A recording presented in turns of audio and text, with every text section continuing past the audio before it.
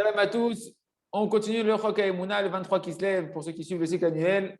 Et on est dans le jardin de la foi. Un grand danger.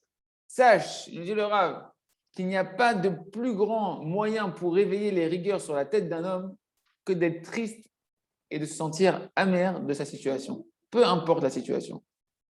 Car, comme on voit dans la paracha des remontrances qu'Hachem il écrit dans le Sefer Devarim, où c'est marqué là-bas que toutes les malédictions terribles qui sont marquées là-bas, elles viennent à cause d'une seule cause, le manque de joie. Comme c'est marqué donc dans le chapitre 28 du Sefer Devarim, verset 47, c'est marqué là-bas parce que tu n'as pas servi Hachem ton Dieu dans la joie avec gaieté de cœur. Ouais. Qu'est-ce qui se cache là-bas en réalité? On voit là-bas que la grande accusation qui pèse sur un homme, c'est le pire, c'est pas simplement qu'il est triste, c'est quand un homme il est dans la Torah et les mitzvot. Parce que là-bas, on parle Asher, l'oravadta et Hachem, besimcha. C'est-à-dire que tu as servi Hachem, mais pas dans la joie. Donc on parle, la pire des accusations, c'est quelqu'un qui est dans la Torah et dans les mitzvot, et que lui, il n'est pas dans la joie. Là, c'est là où il y a la plus grande rigueur qui se réveille sur lui. Comme c'est marqué dans les Ilchot Shofar Vesouka et Lulav du Rambam, dans le chapitre 8, Halakha 15, c'est marqué là-bas. La joie qu'un homme il doit avoir dans l'accomplissement des mitzvot et dans l'amour du Créateur qui a ordonné de faire ces mitzvot-là, c'est un grand service divin. Et tout celui qui s'empêche de cette joie-là, eh ben, il est digne qu'on le punisse, que Dieu nous en préserve. Comme c'est marqué, parce que tu as servi Hachem ton Dieu, mais pas avec joie et gaieté de cœur. Hachem Idbarach, bien évidemment qu'il est tzaddik, qu'il est juste et qu'il se comporte avec un homme dans la tribu de miséricorde et bien au-delà de la stricte justice qui devrait, qui devrait tomber sur chacun d'entre nous. Et lorsqu'Hachem il voit que nous maintenant on est insatisfaits de notre vie, écoutez bien ce qu'on est en train de dire les amis. Qu'est-ce que tu es en train de monter par ton insatisfaction qu'on appelle en fait la tristesse, la mélancolie, le visage un peu défait? Tu es en train de montrer que tu ne crois pas que la providence divine qui est en train de s'appliquer sur toi, comme si qu'elle n'était pas juste, comme si qu'elle n'était pas remplie de miséricorde à ton égard.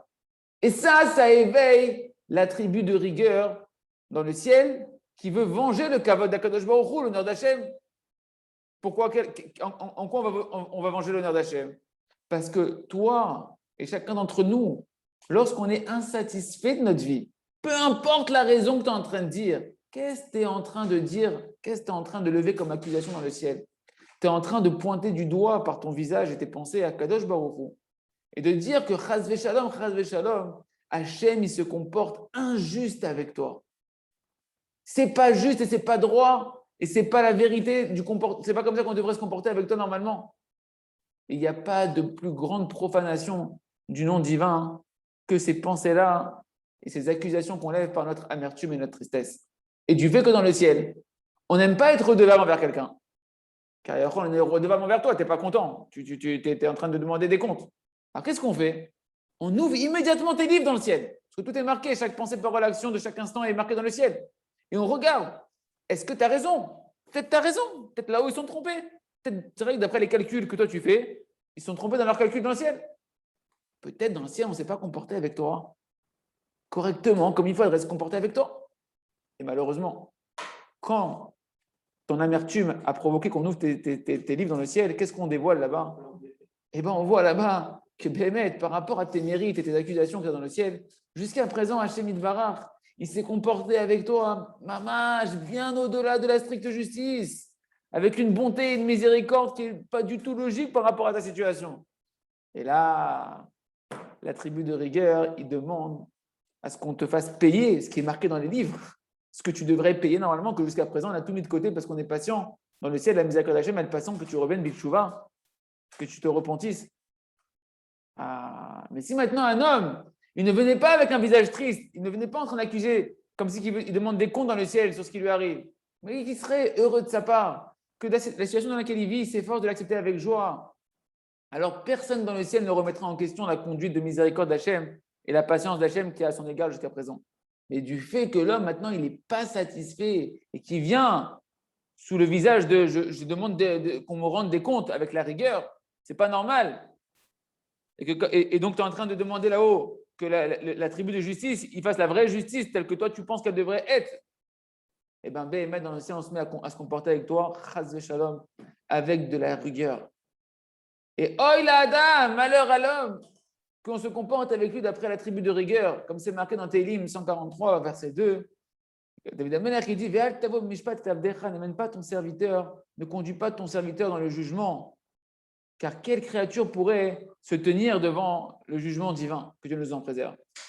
On continue avec, donc mes amis, n'oubliez pas que dès que vous sentez une pensée où vous n'êtes pas bien, vous êtes triste, ou si vous vous sentez en colère contre quelqu'un ou contre quelque situation que ce soit dans la vie, tout de suite travaillez sur la simcha, la émouna que ça vient d'Hachem, parce que c'est ça qui éveille le plus de rigueur sur la tête d'un homme, parce qu'on est en train de pointer du doigt qu'on est en colère contre Hachem, que Dieu nous en préserve.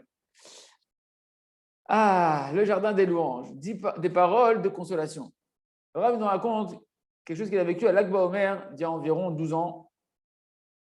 D'accord? Dans l'année Tafshin Samer Tet, donc c'est 5769, où là-bas il y a eu une tragédie qui s'est passée, un grand accident mortel dans le retour de Méron de Lag BaOmer. Où là-bas, le Rav il raconte que jusqu'à 2h30 du matin, il est resté pour des lévayotes, pour des enterrements que Dieu nous en préserve, de 5 Neshamot Gdoshot, saintes qui sont partis. C'est là-bas 2 adultes et 3 enfants. Et le Rav nous raconte que lorsqu'il s'est réveillé le matin, il avait une détresse profonde dans son cœur. Il n'arrivait pas à surmonter cette détresse-là. C'était plus fort que lui. Il voyait la scène devant lui, c'était un match. Ça lui pesait dans le cœur, c'était très dur pour lui. Jusqu'à ce que le Rav a dit qu'il était obligé de travailler sur lui-même.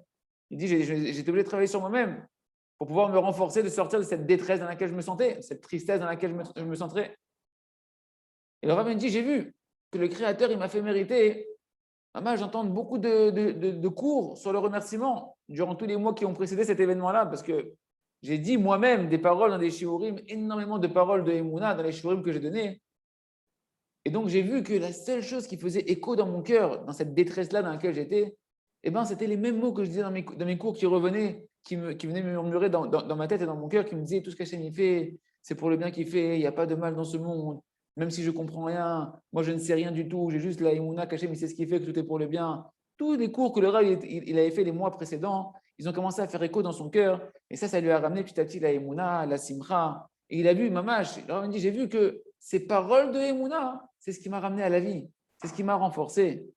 Et là, je me suis dit à l'intérieur de moi-même, comment un homme, il peut vivre sans ces paroles-là? Comment il peut garder ses fonctions qu'il doit faire dans sa vie sans ces paroles-là? Comment il peut continuer sa vie?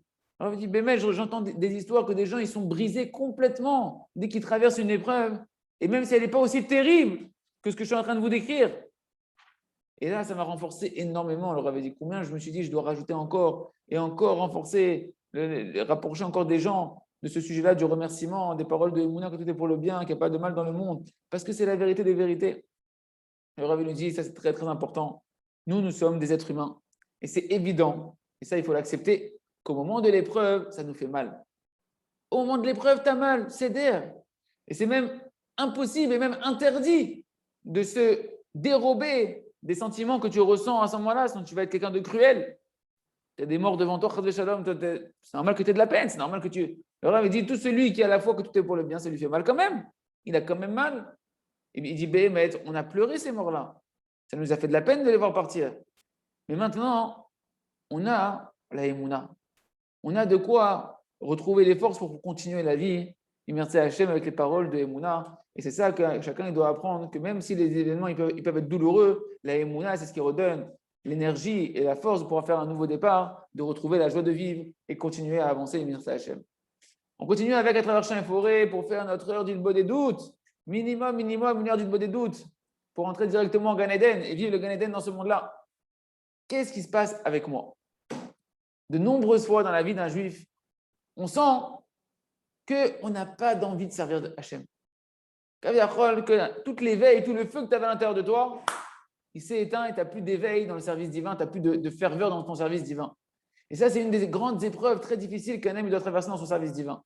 Parce que qu'est-ce qui se passe?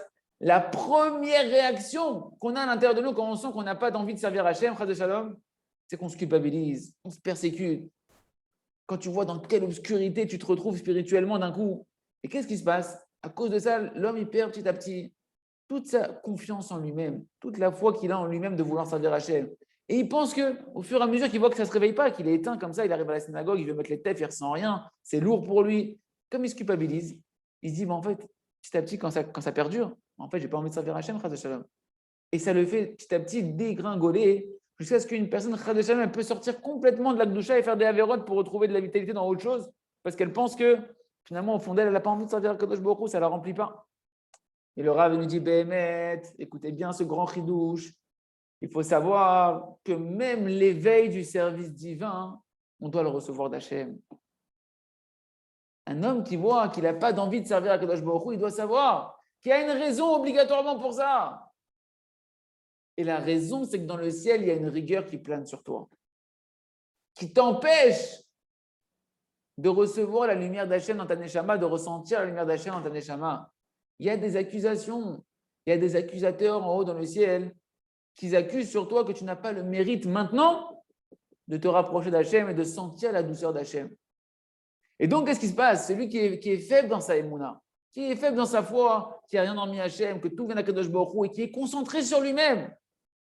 C'est la gava, chacun est concentré sur lui-même et on pense que la source de l'éveil, c'est moi-même. Genre, c'est moi, je me réveille à faire tchouva, c'est moi, je sens Hachem. Mais quand tu vois que toi, tu n'arrives pas, tu es brisé. Quand tu vois que tu n'as plus d'éveil et que toi, tu dis, c'est moi que je ne veux pas alors. C'est-à-dire qu'au final, moi, je ne veux pas servir Hachem. Ou je ne peux pas, ou je n'arrive pas, et je n'ai pas la force de me réveiller à servir Hachem. En réalité, la personne elle ne sait pas que si simplement tu ouvrais la bouche, tu cassais ta gava, ton orgueil, et tu sortais un peu, toi, du décor et tu mettais Hachem, et que tu commencerais à parler à Kadosh Baruch Hu, que tu lui racontais ce que tu es en train de vivre, que tu te sens dans la détresse spirituelle, que tu ne sens pas Hachem, ta faiblesse, ta chute, tu en parles à Kadosh Baruch Hu, et de là, tu demandes de l'aide à Hachem.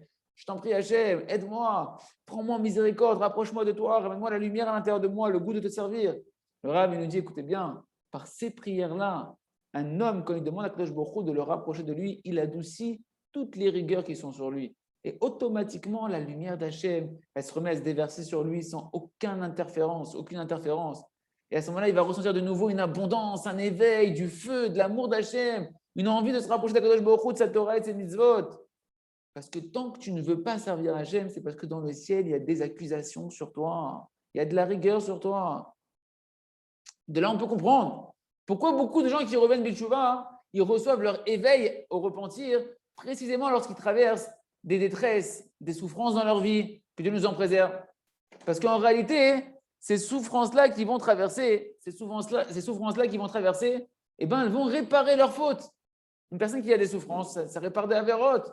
Et ça va amener la souffrance et la détresse, ça va ramener un homme à une certaine soumission dans son cœur. Et dans le ciel, on se réveille à avoir beaucoup de miséricorde sur eux. Parce qu'on voit qu'ils sont soumis, on voit qu'on répare leur avérote, on adoucit les rigueurs qui sont sur eux, que leur cœur il se soumet. Et immédiatement, la lumière d'Hachem, elle se remet à briller dans leur cœur sans aucun écran, ce qui fait que la personne, elle reçoit une envie très forte de vouloir revenir Bitchouva. Et c'est comme ça qu'elle revient Bitchouva. Comme c'est marqué, Eshkon et Daka. Hachem, il réside avec celui qui a le cœur brisé, à dire Doucha chez Nefesh, jusqu'à ce que il y a un sentiment de dire Doucha de Nefesh. On peut traduire ça la dépression de l'âme, mais ce n'est pas dans le sens déprimé, c'est dans le sens de la soumission de l'âme. Quand l'âme elle est soumise, elle est dans un sentiment de soumission devant Hachem, à ce moment-là, Kadosh Baruch Hu, il réside avec lui. Parce que maintenant que l'âme elle est soumise, quand tu te soumets à Hachem, que tu retires ton orgueil, à ce moment-là, immédiatement, la miséricorde d'Hachem, elle se met à résider sur la personne. La personne, elle ressent la douceur de la proximité d'Akadosh Baruch Hu, le bonheur d'être proche d'Hachem. Et automatiquement, quand on voit la lumière et qu'on sent la douceur, on revient Bitchouva. Donc, de comprendre, les amis, qu'il ne faut pas s'accuser des sentiments, des fois, qu'on a l'impression de ne pas avoir envie de servir Hachem. Immédiatement, quand on sent qu'on s'éteint à l'intérieur de nous, on en parle à Hachem, on demande de l'aide à Hachem. Et à ce moment-là, Kadosh Baruch Hu, ces paroles-là, elles adoucissent les rigueurs, elles nous ramènent la lumière dans notre cœur et on peut continuer à servir Hachem avec ferveur. On continue avec le jardin de la sagesse. Une simcha, une joie inconditionnelle, mes amis. Il faut savoir, ça, les amis, c'est un grand réconfort, c'est un grand secret qu'il faut apprendre à le garder toujours devant les yeux, comme c'est marqué. Je dois dire, Shiviti Hachem Eneditami, je mets Hachem devant moi toujours. Et je dois me rappeler aussi que la simcha ne dépend de rien. La simcha ne dépend d'une seule chose, les amis, c'est qu'une conséquence directe de ma émouna totale dans Akadosh Baruch Hu, de ma foi totale dans Akadosh Baruch Hu. Celui qui a de la émouna, il n'a besoin d'aucune condition pour être joyeux, aucun facteur extérieur pour être joyeux. Celui qui a de la émouna, dans chaque situation dans laquelle Hachem il le met, dans n'importe quelle épreuve dans laquelle Kadosh Baruch Hu, il le met à l'épreuve, Chas Shalom, dans n'importe quelle manière dont Hachem il le conduit, il est Bessimcha, parce qu'il est heureux de sa part. Et écoutez bien, les amis, être heureux de sa part, c'est ça la plus belle définition de la qualité de la joie. Être heureux de sa part. C'est quoi être heureux de sa part? Sa part, c'est toute la part qu'Akadosh Baruch Hu, il a décidé pour lui dans sa vie. Même la part qui, lui, il appelle ça un manque et qui est dur dans sa vie, qui ça ne va pas comme il veut, c'est sa part qu'Hachem il a choisi pour lui. Parce que lui, il sait que même les manques, même les difficultés, c'est fait partie de son lot. Qu'Akadosh Baruch Hu, il a choisi pour son bien, pour l'amener à sa perfection, à lui et à son but pour lequel il a été créé. C'est ce qu'on appelle avoir une émouna shlema, une foi totale dans la providence divine particulière dans les moindres détails. Sous-entendu que Hachem, il sait, il fixe à Kadosh Baruch Hu tout le sort de la personne, tout le lot de la personne, toute la part de la personne, tel qu'il n'y a que Kadosh Baruch Hu qui sait que c'est seulement et uniquement avec cette réalité-là, en particulier dans tous les moindres détails de cette réalité dans laquelle tu es en train de vivre, que tu pourras arriver au maximum de bonheur pour toi, à ton but pour lequel tu as été créé. Il se trouve donc que c'est seulement celui qui a une foi totale qui mérite d'être constamment joyeux et heureux de sa part, véritablement constamment. Lorsqu'un homme il vit cette émouna-là, que tout est dans la providence divine, dans les moindres détails, et que toute l'intention d'Hachem, dans tous les détails qu'il vit, c'est que pour son bien, pour le diriger dans sa mission, alors celui-là, il est heureux de toute sa réalité dans laquelle Hachem le met. Peu importe où il le met à Kadosh Baruch Hu. Comme Yosef, même en prison, il était joyeux, Yosef.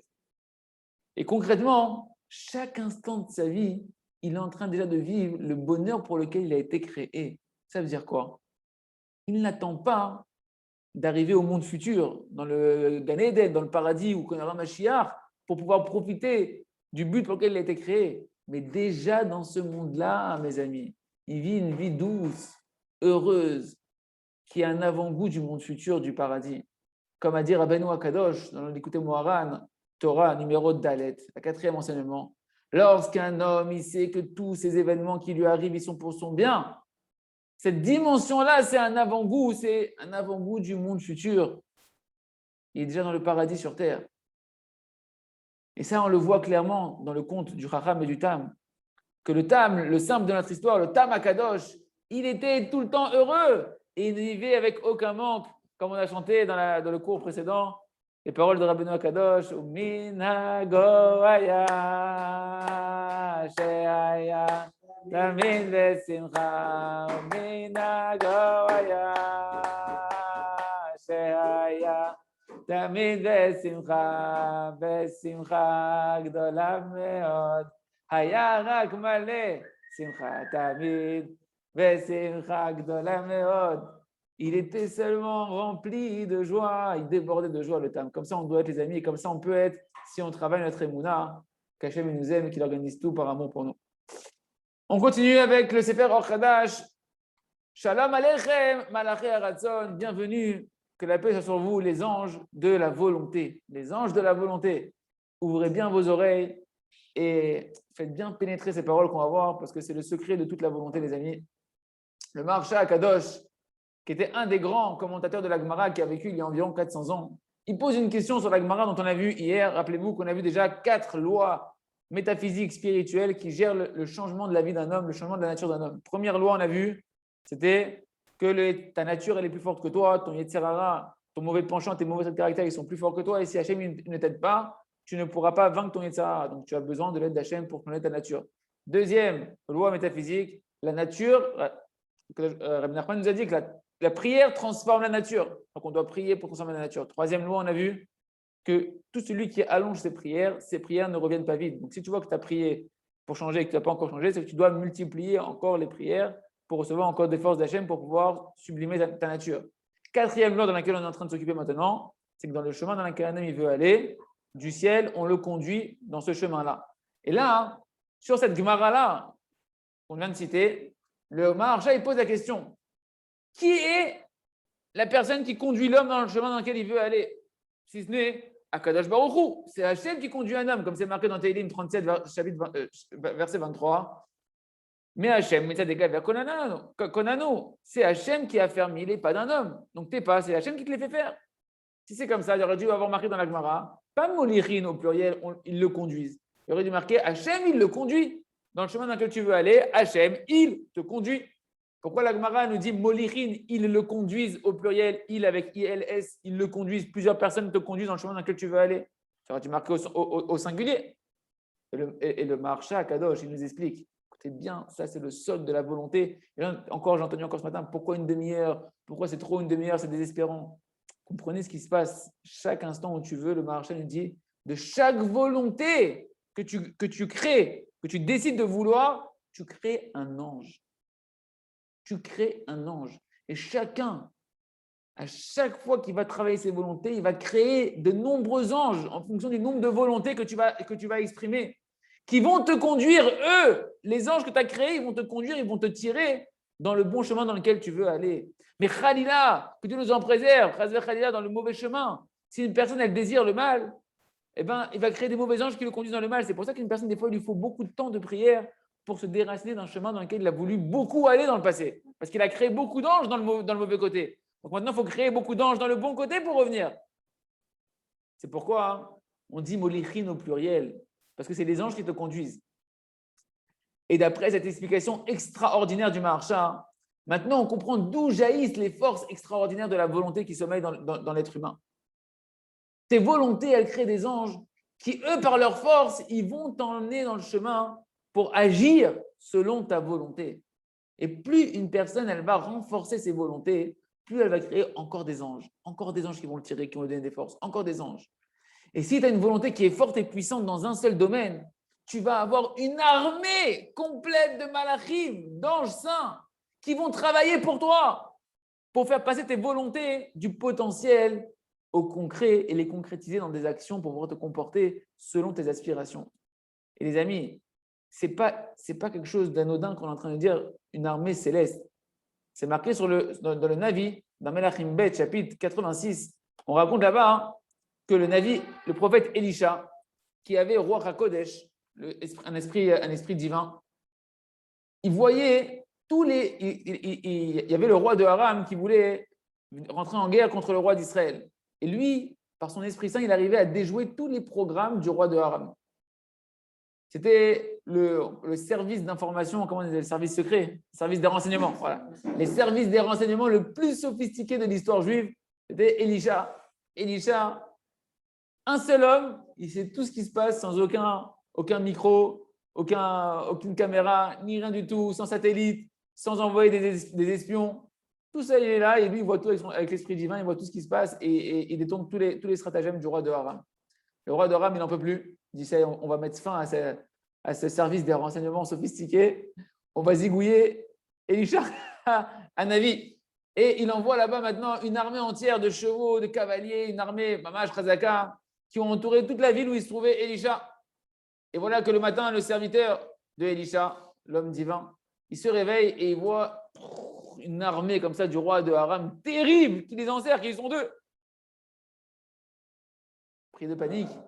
Il est pris de panique, il va voir son maître, il lui dit, maître, qu'est-ce qu'on va faire? On est fini, on est foutu.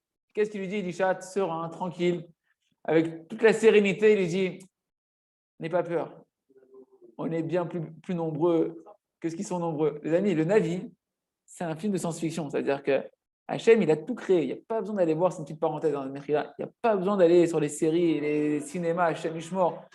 Tu ouvres le Navi, c'est de la science-fiction. Il lui dit comme ça, il lui dit, t'inquiète, on est bien plus nombreux que l'armée du roi de Haram. Et d'un coup, il lui fait un coup de passe-passe juif, il lui dévoile les yeux, comme on l'a vu dans l'Écoute Moran, il lui dessine les yeux, il lui enlève les écrans de la matérialité qui ne permet pas aux yeux de Saneshama de voir ce qui se passe autour de lui au niveau spirituel. Et d'un coup, ses yeux, ils se dessinent.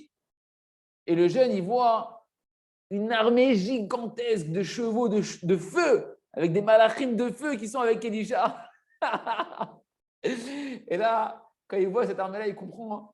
Et bien sûr, évidemment, il ne les voyait pas parce que c'était une armée spirituelle, ce n'était pas une armée matérielle. Une armée spirituelle de malachim, d'anges d'Hachem, qui accompagnait le prophète Elisha. Et c'est seulement lorsque Elisha il a prié pour ouvrir les yeux de son élève, de son serviteur, qu'il a pu voir ce qui se passait. Et bien sûr, la fin de l'histoire, c'est que Elisha, Navi, le faible homme de Dieu tout seul, il a remporté la bataille contre l'immense guerre, l'immense armée du roi de Aram. Il les a pris en captivité à Shomron. Il leur a même donné de quoi manger là-bas. Et après, il les a libérés parce que, bien évidemment, ils ont compris qu'ils ne pouvaient pas faire grand-chose contre Elisha, qui était l'homme d'Hachem, dont les malachim l'accompagnaient. Et maintenant, on comprend d'après les paroles du Maharshal, on conclut là-dessus, mes amis, que plus un homme il va renforcer sa volonté, par la force de sa volonté, il va créer autour de lui une armée de malachim, d'anges nombreux, qui vont l'accompagner, qui vont le tirer, qui vont enlever les obstacles et les épreuves devant lui. Et par la force de ces malachim-là, il pourra agir sans aucune peur face à Yetzirah, car il le protège et il le conduit dans le chemin dans lequel il veut aller. Chazak, Benitrazeh.